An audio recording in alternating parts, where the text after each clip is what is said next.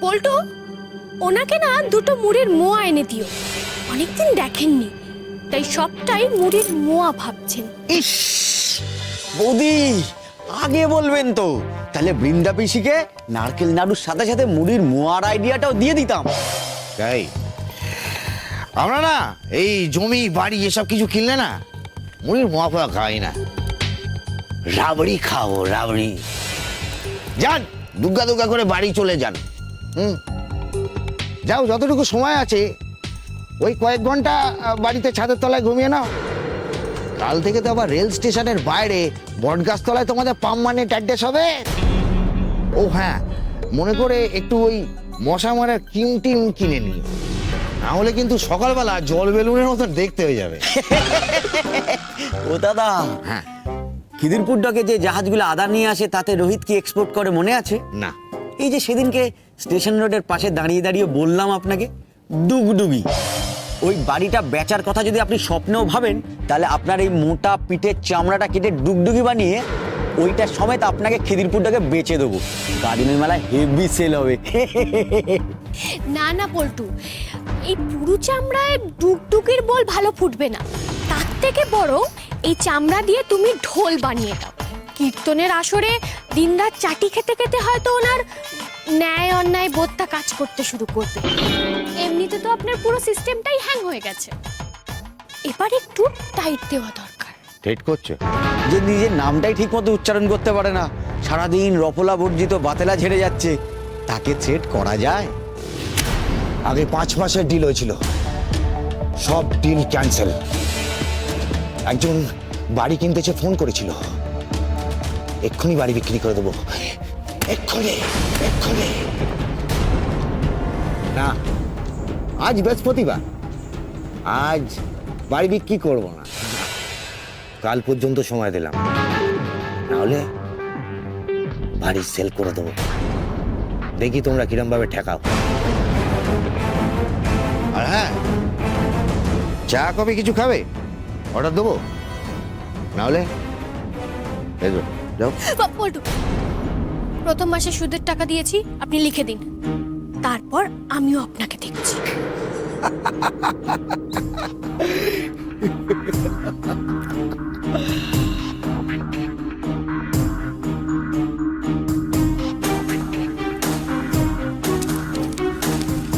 চলো।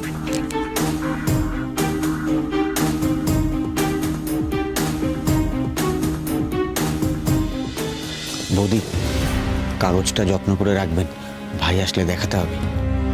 সে না হয় দেখাবো, কিন্তু কাল যদি প্রদ্যুৎ বাবু বাড়িটা বেচে দেয়, তখন তখন আমরা কি করব?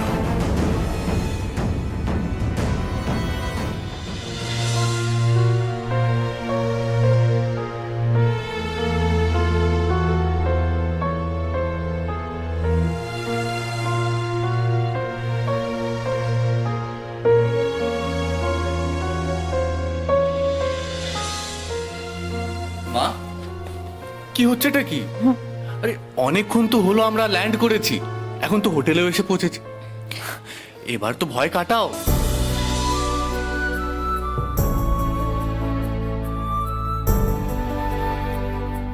ভগবান যেন সবকিছু ঠিক করে দেয়, তাহলে আমার শান্তি। জীবনে এর থেকে বেশি আর তো কিছু চাই না আমি।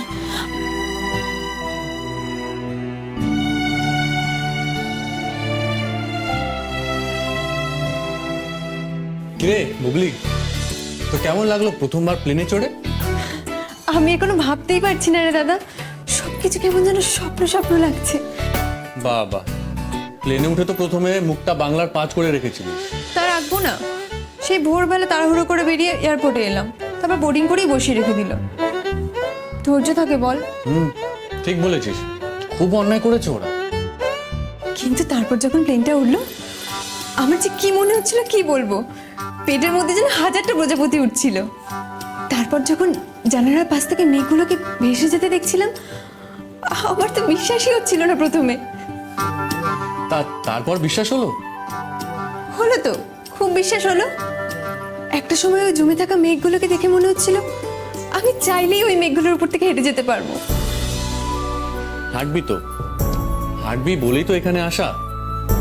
হ্যাঁ রে দাদা, হাঁটবো, আমাকে হাঁটতেই হবে। আর তার জন্য আমি তো সব কথা শুনবো। তুই এমনিতে তো আমার সব কথা শুনিস, তুই আমার লক্ষ্মী বোন, তাই না মা? একদম তাই। তুই তো মা ছোটবেলা থেকে আমাদের কাছে কখনো কিছু নিয়ে বায়না করিসনি। যখন যা বলেছি, যেটুকু দিতে পেরেছি, তাই তুই খুশি মনে মেনে নিয়েছিস। তবুও তো তোমাদের কষ্ট দিয়েছি মা।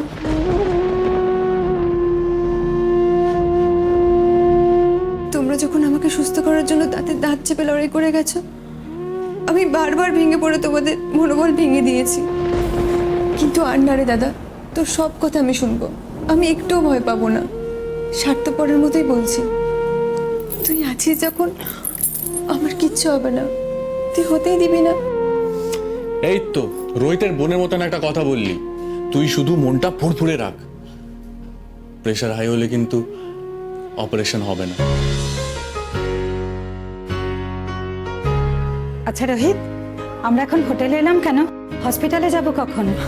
এখানে কাছেই তো হসপিটাল, তোমরা এখন বিশ্রাম করো, আমি কাগজপত্র হসপিটালে নিয়ে গিয়ে সব ঠিকঠাক করে এসে তারপর তোমাদেরকে নিয়ে যাব, কেমন? আচ্ছা ঠিক আছে, আমি বাড়িতে বৌমাকে একটা ফোন করি।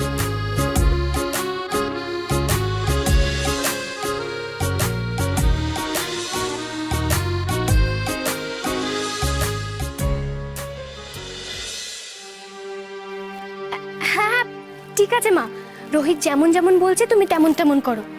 হ্যাঁ, আর তুমি কিন্তু আমাকে সব সময় ফোন করে সবটা বলবে। তোমার ছেলে কিন্তু আমাকে কোনো খবর দেয় না মা। না না মা, তুমি কোনো চিন্তা করো না, বাবাকে আমি কোনো অনিয়ম করতে দেবো না। হ্যাঁ হ্যাঁ হ্যাঁ ঠিক আছে ঠিক আছে মা, আমি এখন রাখি। হ্যাঁ ঠিক আছে, রান্না বসাতে হবে। হ্যাঁ হ্যাঁ ঠিক আছে। হ্যাঁ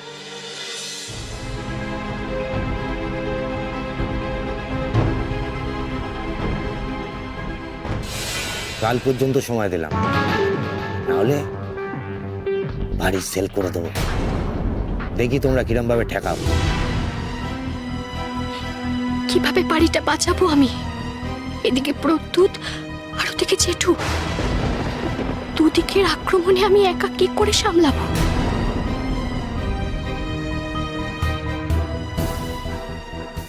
ফোনে রিং শুনলাম না, মা ফোন করেছিল, সব ঠিক আছে তো বৌদি? হ্যাঁ হ্যাঁ সব ঠিক আছে পল্টু।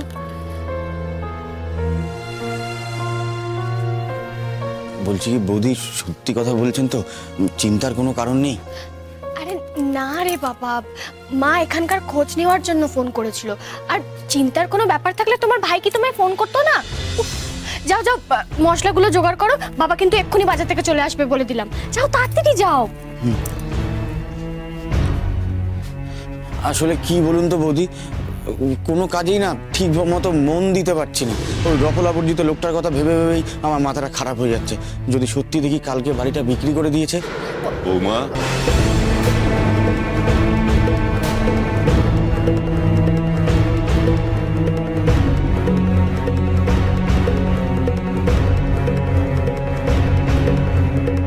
কি আবার বিক্রি করতে চাইছো তোমরা? না মানে বাবা, ওই বিক্রি মানে না না, তেমন কিছু না, তেমন কিছু না বাবা, তেমন কিছু না। ভাইয়ের কথা বলছিলাম, ভাই প্রদ্যুৎ ওই লোকটা তো অনেক দিন ধরেই আমাদের বাড়িটার উপর লোক, তাই ভাই ওকে বলেছে আমাদের একটা জমি আছে চাঁদে আমাদের একটা জমি আছে, 2600 টাকা স্কোয়ার ফিট বিক্রি করবে। এটা নিয়ে কথা হচ্ছে। হ্যাঁ, আমিও সেটাই বলছিলাম। বেশ জব্দ হয়েছে বাবা, তুমি যাও না পাখার নিচে গিয়ে বসো। পল্টু, ব্যাগটা নিয়ে রান্নাঘরে গিয়ে রান্নার জোগাড়গুলো করো, এরপর কিন্তু দেরি হয়ে যাবে। আমাকেও না একবার চাপা ডালি যেতে হবে, ওই স্কুটিটা গন্ডগোল করছে, একটু দেখাতে হবে। ঠিক আছে, সাবধানে যেও বৌমা।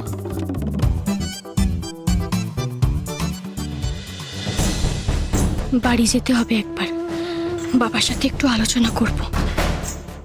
বাড়ি বাঁচানোর যে কোনো একটা পথ খুঁজে বের করতেই হবে। क्या लिखा है इसमें? कुछ समझ में ही नहीं आ रहा है। अरे এসব কি যে লিখতে হবে কিছুই বুঝতে পারছি না। हेलो, तनिक जोर से बोल, सुनाई नहीं दे रहा है। हेलो बबुआ, सुनाई नहीं दे रहा है, नेटवर्क का प्रॉब्लम है यहाँ। हेलो, আরে দাদা ফোনটা কেটে কথা বলুন, আপনার বাবু এমনি শুনতে পাবে। क्या परेशानी है आपको? हाँ, क्या परेशानी है? এটা হসপিটাল, এখানে চেঁচামেচি করতে নেই। এমনি ফর্মটা কিছু বুঝতে পারছি না, তার উপর ওনার বকবকানি শুনতে হচ্ছে। যত সব। क्या हुआ? দাদা দাদা একটু শুনুন না, ফর্মটা কিছুই বুঝতে পারছি না। দাদা ফর্মটা ফিল আপ করে দেবেন? বুঝতে পারছি গুরু, তুমি আজ আমার সাথে আছো। Thank you very much. দিন না দাদা ফর্মটা ফিল আপ করে। ফর্মটা আমি আপনার ফিল আপ করে দিতে পারি, কিন্তু তার জন্য আপনাকে আমার একটা ছোট্ট কাজ করে দিতে হবে। কি কাজ? আপনি নিজের কাগজপত্রগুলো আমাকে দিন, আর তার সাথে রোগীর একটা পরিচয়পত্র দিন। আমি ততক্ষণ ফর্মটা ফিল আপ করতে শুরু করছি। আপনি সকলের কানে কানে গিয়ে বলুন যে আমি 100 টাকার বিনিময়ে ফর্ম ফিল আপ করছি। হ্যাঁ, ফর্ম ফিল আপ করতে 100 টাকা? হ্যাঁ, আপনারটা ফ্রি। আপনি শুধু আমার সার্ভিসের বিজ্ঞাপন করবেন, আপনার ফর্ম ফিল আপ করাটা কমপ্লিমেন্টারি। হ্যাঁ ঠিক আছে ঠিক আছে।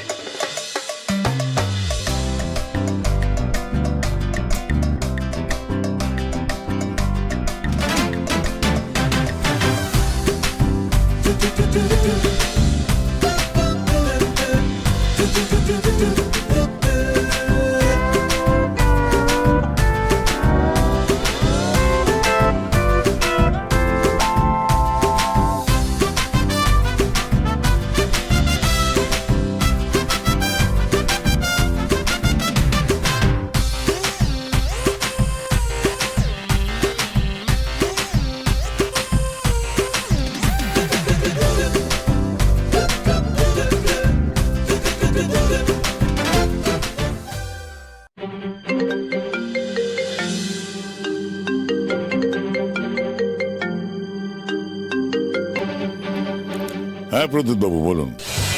টাকা নিয়ে কাল আপনি আমার অফিসে পৌঁছবেন না, দলিল নিয়ে আমি আপনার বাড়িতে পৌঁছবো। কোনটা?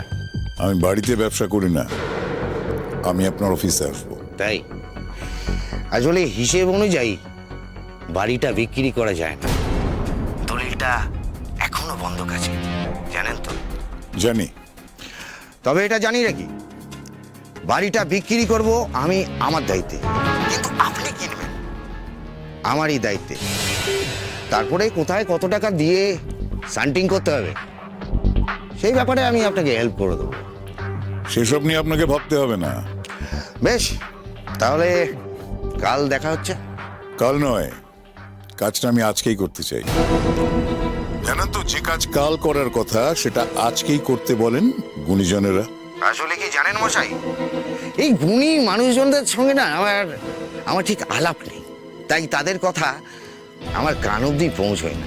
তবে আমার মা একটা কথা বলতেন, একটা নয় মানে অনেকগুলো কথা, তার মধ্যে একটা কথা মনে আছে, বৃহস্পতিবার দিন কোনো টাকা পয়সার লেনদেন করতে নেই। আজ বৃহস্পতিবার, তাই আজকে বাড়ি বেচবো না, আপনি বরং কালকে আসুন, ঠিক আছে? বেশ, কাল তাহলে কখন আসবো? সরকারি অফিস, টাইম সকাল 10টা। ঠিক আছে, আমি কাল 10টার সময় আসছি টাকা নিয়ে রোহিতের বাড়ি কিনতে।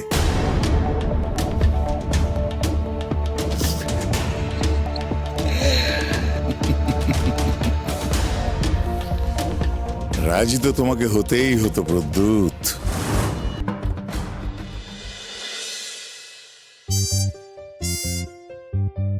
ইস, একটু আগে ঘুরে গেলাম, আবার এসেছি। সবাই তো প্রশ্ন করবেই, ভাববে কিছু না কিছু গন্ডগোল হয়েছে, কিছু একটা গুল দিতে হবে। মা, ও মা, মা, মা। কিরে, তুই বাড়ি যাসনি? আরে বলো না, এক হাতে সব সামলাতে সামলাতে আমি পাগল হয়ে যাচ্ছি। শুনছো বাতি? হ্যাঁ, আমাদের মেয়ে কেমন একেবারে পাকা গিন্নির মতো কথা বলছে। তা হ্যাঁ রে, আবার কি পাগলামি করেছিস? আজকাল না আমি কিছুই মনে রাখতে পারছি না, সব কিছু ভুলে যাচ্ছি। এই দেখো না, একটু আগে পল্টুর সাথে এলাম, ভাবলাম জিনিসগুলো নিয়ে যাব, সেই ভুলে গেলাম। কি বলেছিস?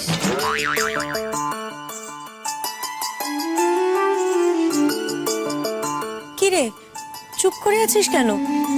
বল কি ভুলে গেছিস? হ্যাঁ চাকরি চাকরি চাকরিটা তো করতে পারছি না, তাই বাড়িতে অফিসের কয়েকটা কাগজপত্র রয়ে গেছিল, সেগুলো নিয়ে গিয়ে অফিসে জমা দিতে হবে, আর সেটাই কথা বলতে বলতে ভুলে গেছি। দেখো দেখি, এইসব দরকারি জিনিসপত্র তুই এতদিন ধরে বাড়িতে ফেলে রেখে দিয়ে গেছিস? যা যা এক্ষুনি সব দেখে শুনে গুছিয়ে নিয়ে নে, যা। চিঠি? হ্যাঁ। মা কোথায় গো? তখনও তো দেখলাম না। তোর মা তো বাড়িতে নেই রে। কোথায় গেছে? মালদা গেছে, তোর মাসির বাড়িতে। মাসির বাড়ি? হঠাৎ মাসির বাড়ি কেন গেল? আমাকে তো বলেনি যে মাসির বাড়ি যাবে। কিছু তো ঠিক ছিল না রে। আসলে ওই ভোরবেলা তোর মিশো হঠাৎ ফোন করেছিল যে তোর দিদা খুব অসুস্থ, হাসপাতালে ভর্তি আছে। সেই শুনেই তো তাড়াহুড়ো করে চলে গেল। দিদা অসুস্থ আর আমাকে কেউ জানানোর প্রয়োজনই মনে করেনি? আমাকে বিয়ে দিয়ে কি তোমরা পর করে দিয়েছো নাকি? এই দেখো বোকা মেয়ে, এরকম করে ভাবতে আছে? হ্যাঁ, আমরা জানবো কি করে তুই এখানে? আমরা তো জানি তুই চেন্নাইতে। কিন্তু যখন জানলে যে আমি যাইনি, তখন তো বলবে কাকি। রাগ করে না মা, রাগ করে না। দেখ, আমরা তো এমনিতেই জানি যে তুই কত রকম ঝামেলার মধ্যে আছিস, সেই জন্য এইসব জানাতে মন চায়নি। আর তাছাড়া তোর মা এসে তো সব জানাবে। তাই তো, রাগ করে না, মন খারাপ করবি না, চিন্তা করবি না, সব ঠিক হবে। আচ্ছা আচ্ছা ঠিক আছে, আমি ওপর থেকে পেপারটা নিয়ে আসি। হ্যাঁ ঠিক আছে। সত্যি কালো।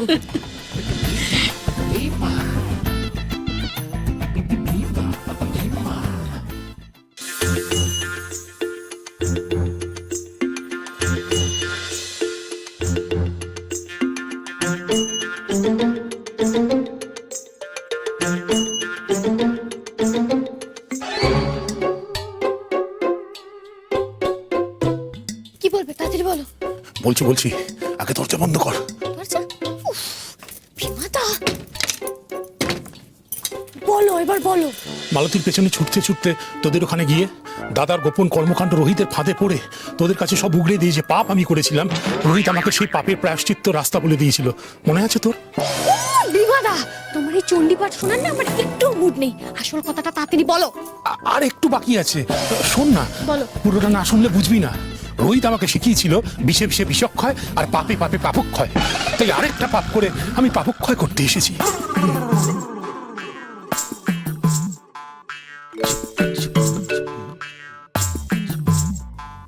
আর কি খবর আছে বিমাদা? কাল ঠিক সকাল 10টায় দাদা তো শ্বশুর বাড়ি কিনে নেবে। আমি রোহিতকে কথা দিয়েছিলাম, কিন্তু ও তো এখন চেন্নাইয়ে, আমি তাই ওকে কিছু জানাতে পারছি না। তোকে সবটা জানিয়ে আমি পাপের প্রায়শ্চিত্ত করলাম। এখন তুই বললাম আমি রোহিতকে ফোন করতে পারি, এখন তুই বল আমি কি করব? না না, তোমায় ফোন করতে হবে না, আমি ওকে ফোন করব, কিন্তু এখন নয়, যখন দরকার পড়বে তখন করব।